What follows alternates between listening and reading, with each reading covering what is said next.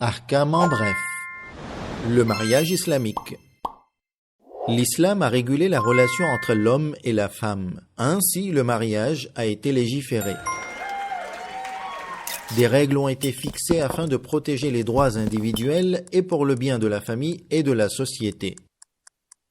Dans cet épisode, nous parlerons des droits, des responsabilités et des devoirs de chacun et comment prononcer un mariage dans l'islam. Si un homme et une femme veulent se marier et qu'ils sont tous deux musulmans, saints d'esprit et qu'ils ont atteint la puberté, que doivent-ils faire? Premièrement, la femme qui n'a jamais été mariée auparavant doit obligatoirement obtenir l'autorisation de son père ou de son grand-père paternel. Sans cette autorisation, le contrat n'est pas valable si l'un d'eux est vivant. Question: cette autorisation est-elle nécessaire même si la femme ne dépend pas de sa famille et gère ses propres affaires? Certains juristes obligent la précaution dans ce domaine et affirment que même si elle est indépendante et qu'elle gère elle-même ses affaires, il lui est obligatoire d'obtenir une autorisation à cet effet. Consultez donc l'avis du juriste que vous suivez à ce sujet. En revanche, une femme divorcée ou veuve qui a consommé ce mariage est autorisée à se marier sans demander la permission de son père. Du côté de l'homme, il est bon de demander le consentement de son père pour le mariage par respect envers les parents. Deuxièmement, avant le mariage, les futurs époux doivent s'entendre sur les droits et les responsabilités dans la vie conjugale.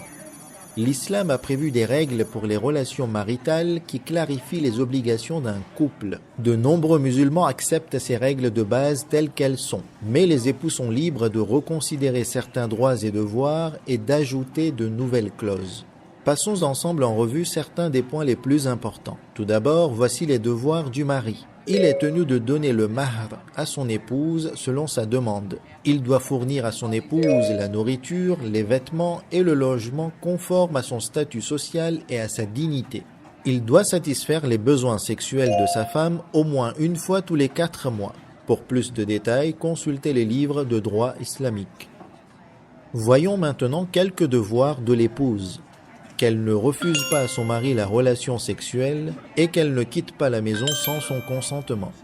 Comme nous l'avons mentionné, le couple a le droit de fixer les conditions qui lui conviennent pour son contrat de mariage. Par exemple, il est possible pour une femme d'ajouter une clause et d'obtenir le droit de divorce ou de demander un salaire pour les travaux ménagers.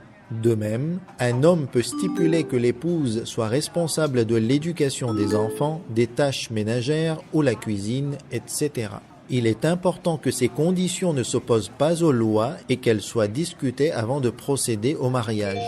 S'il n'y a aucun changement au contrat de base, c'est la loi islamique par défaut qui s'appliquera. Question: qu'est-ce que le mahr? C'est un droit immuable de la femme. C'est quelque chose qui a une valeur comme de l'argent ou des biens que le mari donne à sa femme pour le mariage. Il est recommandé de suivre la tradition prophétique à propos du mahr, qui était de 500 dirhams d'argent. Sans préciser le mahr, le mariage permanent est valide, mais cela ne retire pas ce droit de la femme. Pour plus d'informations, référez-vous au livre de lois islamiques. Comment prononcer un mariage? C'est très simple et il ne nécessite aucun témoin. Ce qui est obligatoire dans un contrat de mariage, c'est la proposition. La femme propose le mariage et l'homme l'accepte ensuite. Cette proposition et cette acceptation doivent être récitées en arabe si possible. Ainsi, la femme dit à l'homme « Zawwajtuka nafsi ala al-mahri al-ma'loum wa ash-shurut al-ma'louma » c'est-à-dire « Je me marie à toi en vertu du mahr et des conditions convenues ». Et l'homme répond « Qabiltu » c'est-à-dire « J'accepte ». Selon certains juristes, le contraire est autorisé, c'est-à-dire que l'homme propose « Atazawwajuki ala al-mahri al-ma'loum wa ash-shurut al-ma'louma » Je me marie à toi en vertu du mahr et des conditions convenues. Et la femme répond « Qabiltu ». Ils sont également autorisés à mandater un érudit ou une autre personne pour prononcer le mariage en leur nom. Très bien. Après avoir évoqué le mariage permanent, parlons maintenant d'un autre type de mariage connu sous le nom de mariage temporaire. De quoi s'agit-il?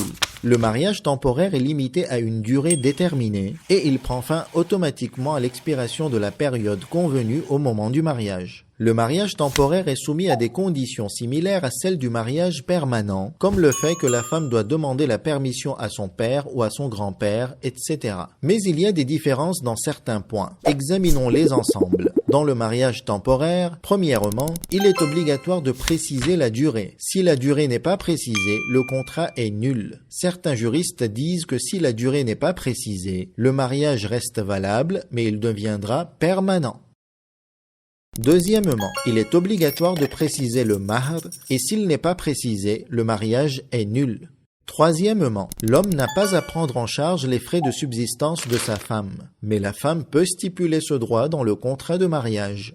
Quatrièmement, il n'y a pas d'héritage entre les époux si l'un d'eux décède. Enfin, cinquièmement, selon certains juristes, un homme musulman qui a une femme permanente n'est pas autorisé à se marier temporairement avec une femme Ahlul Kitab ou gens du livre.